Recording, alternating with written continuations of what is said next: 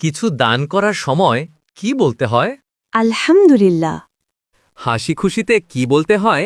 মাশাআল্লাহ, উঠে বসার সময় কি বলতে হয়? আলহামদুলিল্লাহ, হাঁটার সময় কি বলতে হয়? সুবহানাল্লাহ, সিঁড়ি ওঠার সময় কি বলতে হয়? আল্লাহু আকবার, কিছু দান করার সময় কি বলতে হয়? আলহামদুলিল্লাহ, হাসি খুশিতে কি বলতে হয়? মাশাআল্লাহ, উঠে বসার সময় কি বলতে হয়? আলহামদুলিল্লাহ। ফরজ শব্দের অর্থ কি? আল্লাহর হুকুমের আবশ্য পালনীয় কর্তব্য। সুন্নাত শব্দের অর্থ কি? রীতিনীতি বা জীবন আদর্শ। ওয়াজিব শব্দের অর্থ কি? অপরিহার্য বা বাধ্যতামূলক। নফল শব্দের অর্থ কি? কর্তব্যের অতিরিক্ত ইবাদত। তাহাজ্জুদ শব্দের অর্থ কি? রাত্রিকালীন ইবাদত। ফরজ শব্দের অর্থ কি? আল্লাহর হুকুমের আবশ্য পালনীয় কর্তব্য। সুন্নাত শব্দের অর্থ কি? রীতিনীতি বা জীবন আদর্শ। ওয়াজিব শব্দের অর্থ কি? অপরিহার্য বা বাধ্যতামূলক। নফল শব্দের অর্থ কি? কর্তব্যের অতিরিক্ত ইবাদত। তাহাজ্জুদ শব্দের অর্থ কি? রাত্রিকালীন ইবাদত।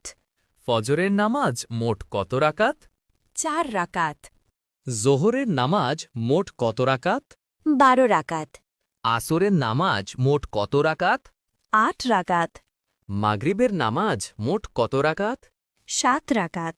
এশার নামাজ মোট কত রাকাত? 17 রাকাত। মৃত্যুর পর চুল কতক্ষণ জীবিত থাকে? 6 ঘন্টা। মৃত্যুর পর কিডনি কতক্ষণ জীবিত থাকে? 26 ঘন্টা।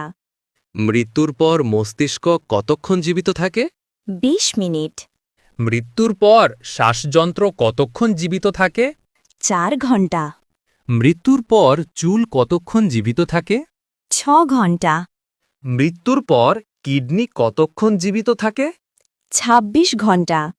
মৃত্যুর পর মস্তিষ্ক কতক্ষণ জীবিত থাকে? 20 মিনিট। মৃত্যুর পর শ্বাসযন্ত্র কতক্ষণ জীবিত থাকে? 4 ঘন্টা। সুন্নাত শব্দের অর্থ কি? রীতিনীতি বা জীবন আদর্শ। স্বামীর পায়ের নিচে স্ত্রীর বেহেস্ত, এটি কোন ধরনের হাদিস? জাল হাদিস। হাসি খুশিতে কি বলতে হয়? মাশাআল্লাহ।